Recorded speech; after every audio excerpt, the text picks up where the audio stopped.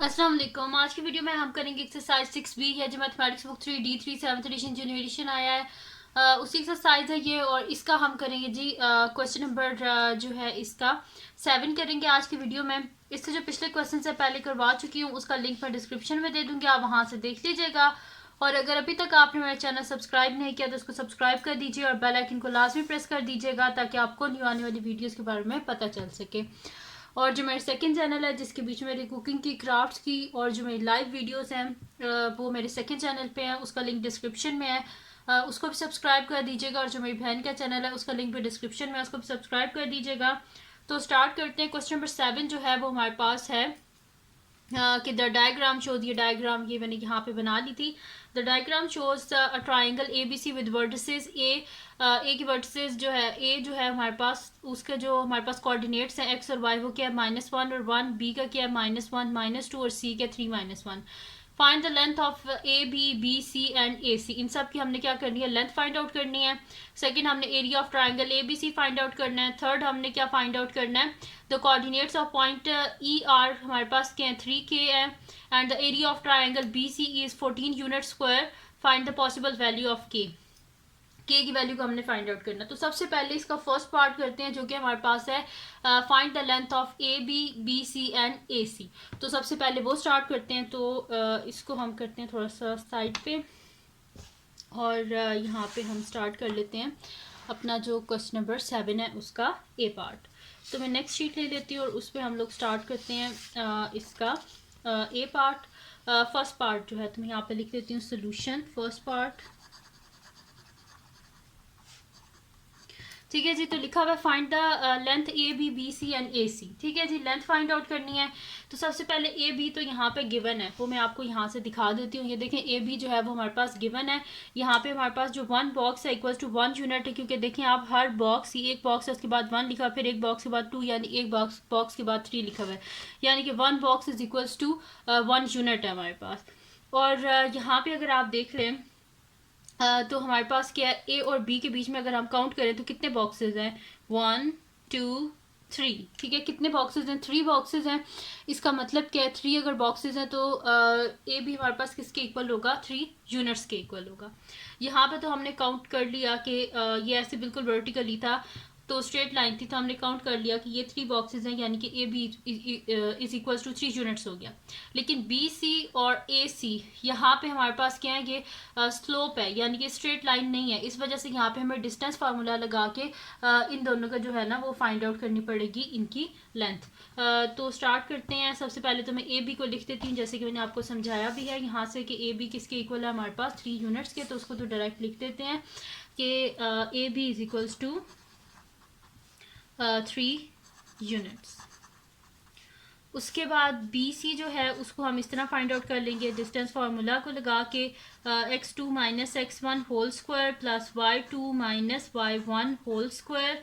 अब यहाँ से b को मैं लिख देती हूँ, b हमारे पास है -1 -2 और c हमारे पास है 3 -1। ठीक है जी, अब यहाँ पे हम लिख देते हैं कि इसमें x1 कौन से, पहले b लिखा हुआ है, यानी कि इसमें हमारे पास इनिशियल वैल्यूज होंगी, यानी कि x1 y1, फिर c लिखा हुआ है, यानी कि इसके बीच में हमारे पास जो लास्ट वैल्यूज हैं वो होंगी, यानी कि x2 y2। अब इन वैल्यूज को सब्स्टिट्यूट कर देते हैं इस फार्मूला में।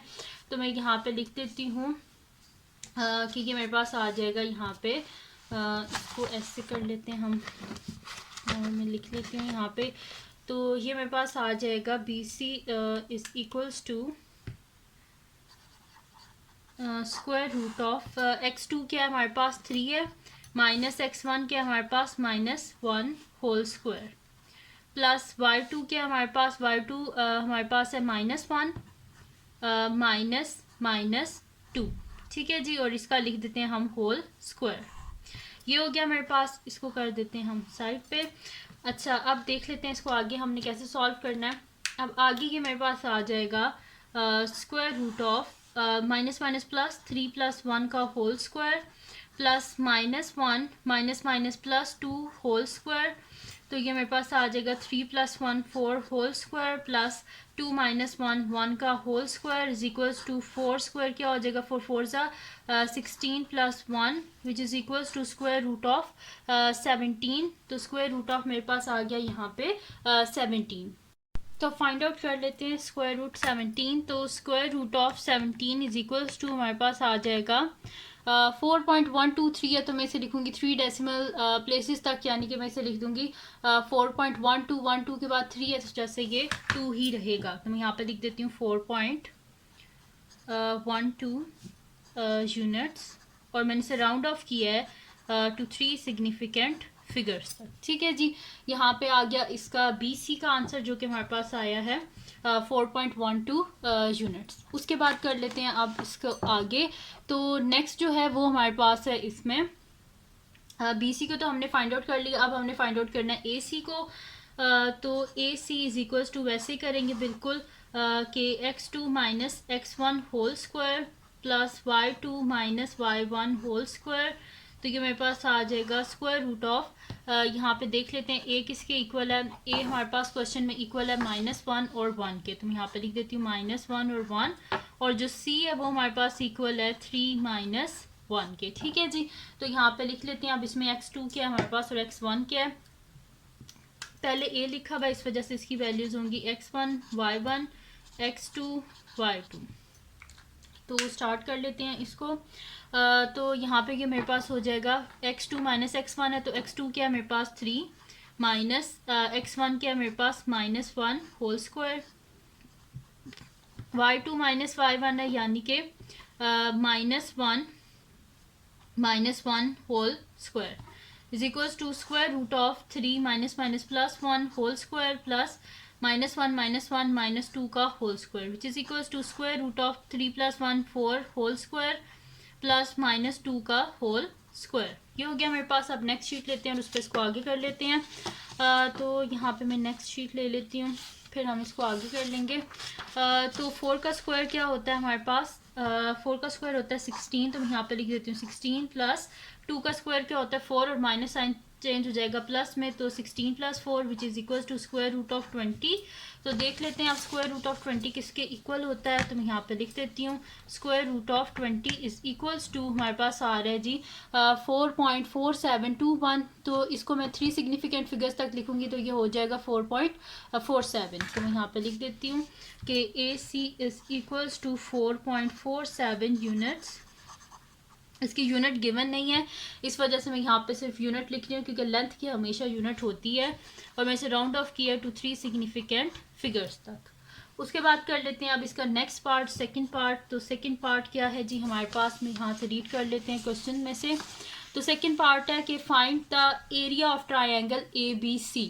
तो एरिया ऑफ ट्राइंगल क्या होता है हमारे पास 1/2 बेस इंटू हाइट, तो मैं वही लिख देती हूँ कि ये सोल्यूशन यहाँ से स्टार्ट हो रहा है सेकंड पार्ट का। तो यहाँ पे लिख देती हूँ area of triangle ABC is equals to 1/2 into base into height. ठीक है जी, which is equals to 1/2 into base क्या है इसकी, यहाँ पे अगर ये हमारे पास ट्राइंगल है, ठीक है, तो इसमें बेस क्या है हमारे पास, बेस हमारे पास है ये AB। तो बेस क्या है 1 2 3, बेस हमारे पास 3 है, तो इसकी हाइट जो है वो भी हम फाइंड आउट कर लेंगे। हाइट क्या होता है, परपेंडिकुलर डिस्टेंस होगा C से AB तक। ठीक है, यहाँ पे मैं आपको बता देती हूँ कि ये हमारे पास होगा ये वाला जो डिस्टेंस नहीं है, ये वाला। ठीक है, तो ये हमारे पास होगा इसका परपेंडिकुलर। अगर मैं इसे किसी और लाइन से किसी और कलर से कर लूँ तो आप लोगों को ज़्यादा विजिबल होगा। ये मैं ये वाला कह रही हूँ। ठीक है, तो ये हमारे पास परपेंडिकुलर डिस्टेंस है C से AB तक का, और इसको काउंट कर लेते हैं कितने बॉक्सेस हैं ये। तो इसको मैं थोड़ा जूम कर लेती हूँ ताकि आप लोगों को ज़्यादा विजिबल हो जाए। तो ये कितने बॉक्सेस हैं 1 2 3 4, तो हमारे पास इसकी हाइट क्या होगी है 4 यूनिट्स। ठीक है, तो इसको यहाँ से मैं रिमूव कर देती हूँ। तो क्या हो गया हमारे पास 4 यूनिट्स, तो इसकी हाइट जो है वो 4 यूनिट होगी, और बेस क्या है हमारे पास 3 यूनिट जो कि हमारे पास इक्वल है AB के। ठीक है, तो मैं यहाँ पे लिख देती हूँ कि बेस हमारे पास है इसकी 3 मल्टीप्लाई बाय हाइट क्या है हमारे पास इसकी, अभी मैंने आपको काउंट करके बताया, वो हमारे पास इक्वल है 4 के। ठीक है, तो यहाँ पे मैं लिख भी देती हूँ साइड पे कि ये जो मैंने लिखा है कि length of perpendicular length of perpendicular from C to A B, ये जो मैंने अभी रेड लाइन से ड्रॉ किया था वो जब मैंने काउंट किया था किसके इक्वल था 4 यूनिट्स के। ठीक है, तो वो चीज़ मैंने यहाँ पे लिख भी दी कि किस वजह से मैंने यहाँ पे लिखा है 4 यूनिट्स। ठीक है, तो यहाँ पे ये मेरे पास आ गया।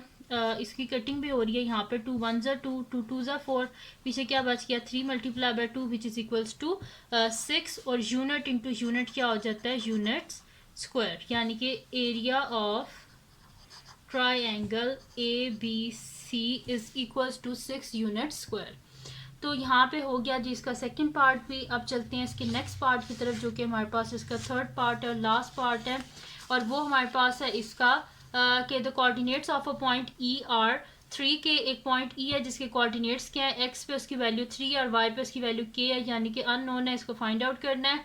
And the area of triangle B C is 14 unit square. Find the possible values of K की जो वैल्यूज हैं वो हमने फाइंड आउट करनी है कि क्या हो सकती है। तो स्टार्ट करते हैं इसको स्टार्ट करने से पहले मैं आपको ग्राफ से एक चीज़ समझा देती हूँ।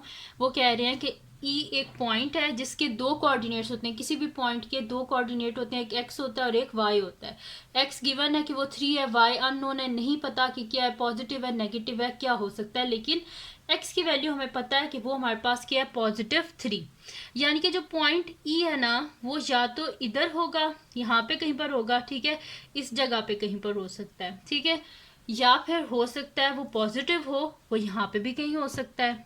ठीक है, तो अगर मैं यहाँ पे ट्राइंगल बना दूँ तो मेरे पास किस तरह बनेगी, क्योंकि मेरे पास ट्राइंगल क्या है, यहाँ पे ट्राइंगल है हमारे पास बी सी ई। अगर इस तरह हो तो ये तो मेरे पास इस तरह बनेगी, इसको मैं ऐसे बना देती हूँ। ठीक है, अगर पॉजिटिव हो तो इस तरह बनेगी। ठीक है, ये ट्राइंगल बन गई।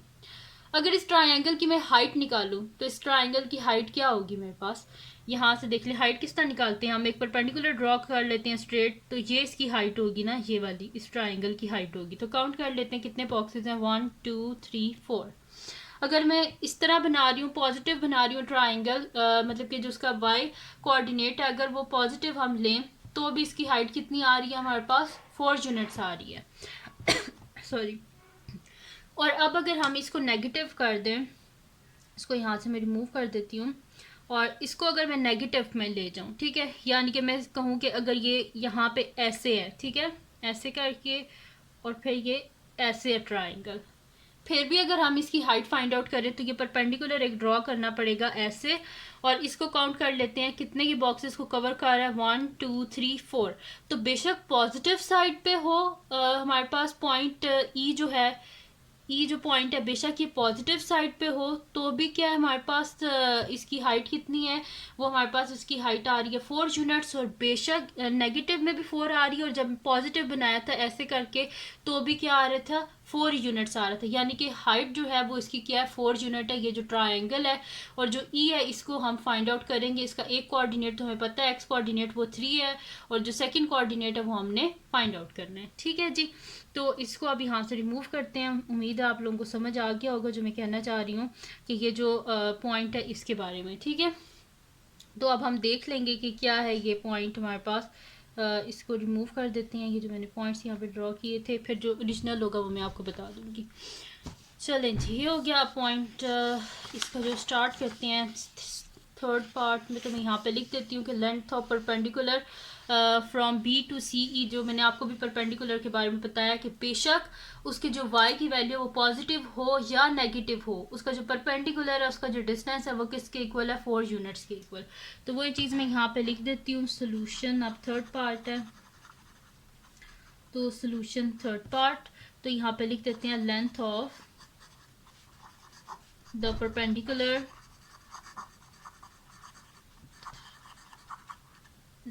perpendicular from B to CE is equals to क्या हमारे पास 4 यूनिट्स है। ठीक है, अब ये तो हो गया 4 यूनिट्स। क्वेश्चन में इन्होंने हमें क्या बताया हुआ है कि जो एरिया ऑफ ट्राइंगल है वो किसके इक्वल है, हाइट हमारे पास आ गई है। ठीक है, अच्छा एरिया ऑफ ट्राइंगल उन्होंने क्या बताया, 14 यूनिट स्क्वायर है। तो बस मैं यहीं पर लिख देती हूँ कि area of triangle B C E is equals to 14 units square.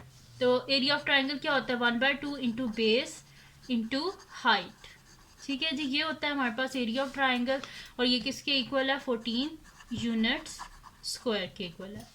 तो 1/2 इंटू बेस क्या होगी हमारे पास, जाहिर सी बात है पॉइंट ई बेशक यहाँ पे हुआ या यहाँ पे हुआ, तो बेस क्या बनेगी इसकी, सी ई बेस बनेगी। ठीक है, बेशक पॉइंट देखे ना, यहाँ पे अगर हुआ, बेशक यहाँ पे हो या यहाँ पे हो, तो ऐसे हो ट्राइंगल या फिर ऐसे हो ट्राइंगल, बेस क्या बन रही है, ये सी ई बेशक यहाँ पे हो या ई यहाँ पे हो, तो बेस क्या बन रही है इसकी, यही बेस बन रही है, यानी कि सी ई क्या है हमारे पास इसकी बेस है। ठीक है, तो यहाँ पे फिर मैं लिख देती हूँ कि सी ई हमारे पास इसकी बेस है। ठीक है जी, तो मैं यहाँ पे लिख देती हूँ कि सी ई बेस है इसकी, और हाइट मैंने अभी आपको बताई थी वो किसके इक्वल है, 4 यूनिट्स की, तो बेस की जगह लिख देती हैं C E multiply by height 4 units is equals to 14 units square. 2 1s are 2, 2 2s are 4, यहाँ पे क्या हो गया, C E multiply by 2 units which is equals to, मेरे पास क्या हो जाएगा, 2 यूनिट्स है which is equal to 14 units square. ठीक है, अब मुझे क्या चाहिए, सी ई का आंसर चाहिए, साथ में ये 2 यूनिट्स नहीं चाहिए, मैं बोथ साइड पे क्या डिवाइड कर दूंगी 2 यूनिट्स से, और यहाँ पे भी 2 यूनिट्स से। ठीक है, ये दोनों कैंसिल आउट, तो सी ई इज इक्वल्स टू 2 7 14, और यूनिट और ये स्क्वायर कैंसिल आउट, तो सी ई मेरे पास क्या आ गया, 7 यूनिट्स। ठीक है, यानी कि बेस किसके इक्वल है, 7 यूनिट्स के इक्वल है। अब ये जो पॉइंट सी था, अब यहाँ से हम जो है वो 7 यूनिट्स ऊपर चले जाते हैं, तो देखते हैं हमारे पास क्या आएगा। तो मैं यहाँ से अगर 7 यूनिट्स ऊपर जाऊँ, 1 2 3 4 5 6 7, ठीक है, मैं यहाँ पे जाऊँ 7 यूनिट्स, अगर इससे मैं ऊपर जाऊँ तो मेरे पास क्या आंसर आएगा इसका, ये मेरे पास है ना -1 है, तो -1 से अगर हम 7 यूनिट्स ऊपर जाएं तो यहाँ पे क्या हो जाएगा, मेरे पास -1 फिर 1 हो जाएगा, फिर 2 3 4 5 6। ठीक है, तो क्या बनेगा मेरे पास यहाँ पे, इसका आंसर मेरे पास बनेगा 6। ठीक है, तो मैं यहाँ पे लिख देती हूँ कि मैं आपको समझा भी देती हूँ। देखें कि यहाँ से अगर मैं बॉक्स काउंट करना शुरू करूँ, वो कह रहे हैं कि इसके कितने किसके इक्वल है, ये मेरे पास इसकी जो बेस है वो 7 यूनिट्स के इक्वल है, तो मैं यहाँ पे कर देती हूँ 1 2 3 4 5 6 7, ये यहाँ पे आएगा हमारे पास 1 2, यहाँ से देख लेते हैं ना हम इसको, 1 2 3 4 5 6 7, ठीक है, यहाँ तक आ रहा है 7 यूनिट्स, ये हमारे पास ऐसे है। ठीक है, और अगर मैं इसी को ऊपर लेके जाऊं तो यहाँ पे मेरे पास आएगा 5 और यहाँ पे आएगा 6। ठीक है ना, अगर मैं इसी को लंबा करूं ग्राफ को, तो फिर यहाँ से काउंट करना शुरू करते हैं कि मेरे पास किसके इक्वल आएगा। तो यहाँ पे देखें, ये इसके सामने क्या आ गया, मेरे पास 6 आ गया, तो पॉजिटिव साइड में इसका आंसर क्या है, 6 है, और नेगेटिव साइड में अगर जाते जाएं तो ये ग्राफ थोड़ा छोटा हो गया है, लेकिन अगर आप यहाँ से नीचे चले जाएं तो ये मेरे पास पॉइंट है ना -1। ठीक है, तो यहाँ से काउंट करना शुरू कर दें, नीचे 7, तो -1। ठीक है, मैं यहाँ पे लिख के बता देती हूँ -1, इसको आप देख लें कि ये जो मेरे पास C है ये किसके इक्वल है, -1 से स्टार्ट हो रहा है। ठीक है, तो y एक्सिस पे, तो -1 से नीचे चले जाते हैं 7 यूनिट्स, तो -1 -2 -3 -4 -5 -6 -7 -8 -9, 7 यूनिट्स नीचे जाना है हमने। तो यहाँ पे मेरे पास क्या आ जाएगा, यहाँ से अगर मैं काउंट करना शुरू करूँ तो 1 2 3 4 5 6 7, नेगेटिव साइड पे इसका आंसर, अगर नेगेटिव साइड पे हो ये हमारे पास इसके जो y की वैल्यू अगर नेगेटिव हो तो -8 होगी, अगर पॉजिटिव हो तो क्या होगी, हमारे पास 6 होगी। ठीक है, तो ऐसे होगा हमारे पास, क्योंकि देखें ना -1 से मैंने काउंट करना शुरू किया है ना, क्योंकि जो C है उसका जो y कोऑर्डिनेट है वो हमारे पास क्या है, -1 है, इस वजह से C यहाँ पे है ना। तो फिर यहाँ से हमने क्या फाइंड आउट करना है, नीचे वाली साइड पे आना है, तो -2 1 2 3 4 5 6 7, क्योंकि 7 यूनिट्स आया ना, तो 7 यूनिट्स या तो वो ऊपर होगा पॉजिटिव होगा, या फिर नेगेटिव अगर हुआ तो 7 यूनिट नीचे आ जाए तो -8 होगा। तो हमारे पास पॉसिबल वैल्यूज ऑफ k क्या है, या तो 6 होगा और या तो -8 होगा, तो यहाँ पे लिख देती हूँ possible values of k is equals to 6 और k इज इक्वल्स टू -8। 8। ठीक है, दो वैल्यूज हो सकती हैं, या तो k इज इक्वल्स टू 6 हो सकता है या k इज इक्वल्स टू -8। देखिए पॉजिटिव साइड पे मैं दोबारा आपको बता देती हूँ, अगर कोई कन्फ्यूजन हो तो हमारे पास क्या है, ये बेस है ना, ये हमारे पास c है और यहाँ पे मेरे पास e है। ठीक है, तो C और E है, तो वहाँ पे क्या कह रहे थे कि C और जो हमारे पास E है इसकी लेंथ किसके इक्वल है, हमारे पास 7 यूनिट्स के। मैं यहाँ पे लिख देती हूँ 7 यूनिट्स। ठीक है, तो 7 यूनिट्स के इक्वल है। ठीक है, इनकी लेंथ हमारे पास इक्वल है 7 यूनिट्स की। तो मैंने क्या किया, 7 बॉक्सेस को कर लिया ना। यहाँ पे अगर आप देखें तो ये मेरे पास 1 2 3 4 5 6 7 और 7 बॉक्स के मैंने यहाँ पे जाके देखा है तो मेरे पास क्या वैल्यू है, तो वो वैल्यू आ रही है 6। इस वजह से पॉजिटिव साइड पे 6 है और नेगेटिव साइड पे इसी तरह आप डाउनवर्ड काउंट करते जाइएगा। सी के नीचे जाके ना 7 बॉक्सेस को देखिएगा तो आपके पास आंसर क्या आएगा, -8। ठीक है जी, तो ये थी आज की वीडियो। अगर आपको पसंद आई हो तो उसको लाइक कीजिएगा, चैनल को सब्सक्राइब कीजिएगा और बेल आइकन को लास्ट में प्रेस कर दीजिएगा ताकि आपको नहीं आने वाली वीडियोस के बारे में पता चल सके। और जो मेरा सेकंड चैनल है जिसके बीच मेरी कुकिंग की, क्राफ्ट्स की और रिडल्स की वीडियोस हैं, उसका लिंक भी डिस्क्रिप्शन में है, उसको भी सब्सक्राइब कर दीजिएगा। और जो मेरी बहन का चैनल है उसका लिंक भी डिस्क्रिप्शन में, उसको भी सब्सक्राइब कर दीजिएगा। और अपनी दुआओं में लाजमी याद रखिएगा। अल्लाह हाफिज़।